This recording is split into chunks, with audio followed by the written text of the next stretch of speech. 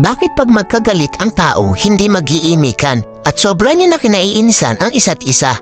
Hanggang sa hindi niya na namamalayan ang tagal niyo na palang hindi nagpapansinan. Bakit nga ba? Dahil ba sa sama ng loob o malin na gawa o dahil sa mataas na pride? Sa sobrang taas ng pride, nagpapakiramdaman kayo kung sino ang unang hihingi ng tawad. Paano kung pareho kayong ma-pride? E di habang buhay na kayong walang pansinan at mag-iinisan, di ba? Alam niyo ba ang kasabihang, it's better to lose your pride because of your love than to lose your love because of your pride? Hindi naman masama kung itapon mo muna ang pride mo para sa taong mahalaga sa'yo. Kaysa naman itapon mo yung pinagsamahan nyo ng dahil lang sa pride mo.